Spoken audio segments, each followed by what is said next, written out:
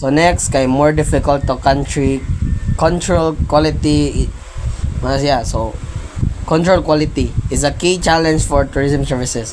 So it's harder to manage their quality compared to physical goods. So because they're perishable and intangible. So di ko na makakuan ko no. Basta-basta.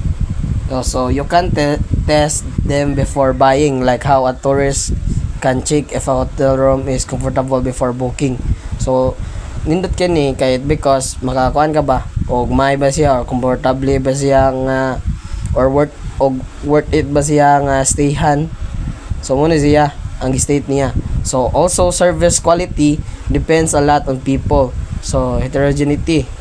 So making it the same every time is tricky. So in contrast, physical goods can be tested, checked, and chosen beforehand, just like trying on shoes before buying them. So maong ingon ganiha nga bago ka mo check-in ana, so napa sila ipa kuan nga og comfortable ba or nice ba siya. So mo na siya para nako okay siya. Evaluation process for tourism service happens in three stages.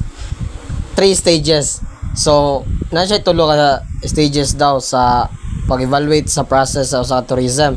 So first kay pre-consumption. So when the consumer picks which service to get from different options. So kung sa ilang gusto nga kuan buhaton. So number 2, consumption. So while using the service, the consumer check if their experience matches what they expected. So ang ari ko nung sa consumption ko no, so while nagamit sila ani, so nang ila ko no i-check sa mga customer if ang ilahang i-expect nga mahitabo kay ma-match sa katong makuan sa ihatag sa usa ka hotel or sa isa ka service.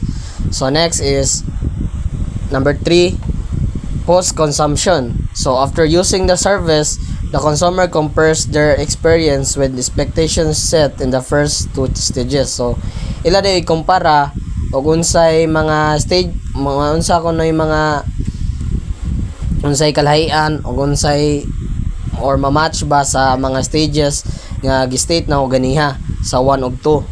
So aron jud masabtan nato, so mo ni ang tulo ka stages gid niya. So ako na ni explain largo, so basa lang ninyo if namoy mga nalibugan. So pre-consumption stage, so is when consumers chose which tourism service to buy. So tourism service give very few clues to check quality beforehand. So the evoke set option people consider. So small because travel retailers have limited brands and there not much info available before buying. So mo na siya.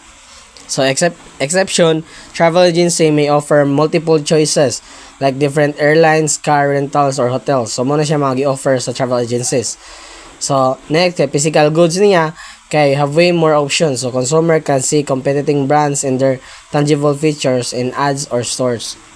Mo siya makita niya. So the consumption stage differs significantly between the physical goods and tourism service. So na siya yung pinaka-laglom or lam nga different between sa physical goods of tourism. So physical goods niya kay have the distinct separate steps. So buy, use, dispose. So for example, mo buy ka og wine. So iguman mo inom. Wala ba yung botelya? So next, kay tourism service mix this stage together. So production, purchase, and use happen as one long process with continuous interaction between consumers and providers. So the whole experience is assessed, not just a single part of it.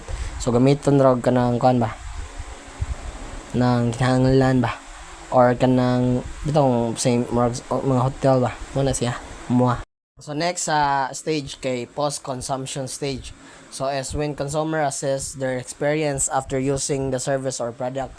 So ang tawag no unsay mga experience after nila nga magamit ang usa ka product. So tourism consumer compare how well the service did against expectation based on. So like sa akong gingon ganiha nga mag-base sila sa unsa ang ilahang expectation or og unsa ilang ng unsa ang ilang makuan or masatisfied ba siya or sila or dili. So but not having tried it before make it hard to form create scripts. So an advertising offer can help strengthen this idea. So dili ko no makakuha ng usa ka advertisement if sa og inana nga kuan kay kuan man ng kuan bitaw kanang imuha gid kuan ba expectation gid ang mo tigbabaw. So for physical goods, consumer build expectation from tangible things they see in ads and can easily match their experience to what they expected beforehand. So muna siya kuno sa physical goods. So kung sila makita musod ang ilang makuan kay nakuan gyud nila biya nga mo gid siya biya no. So evaluation criteria differ between tourism service and physical goods. So kani siya kay kuan ni siya kalayan sa katong usa nga akong gi-state kaniya pero same sila nga tourism services o physical goods. So first kay tourism service. So have little tangible stuff to go by. So people often use price and physical environment to judge them.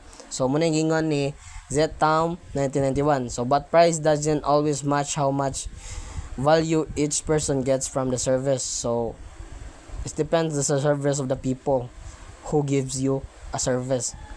Char. So muna siya.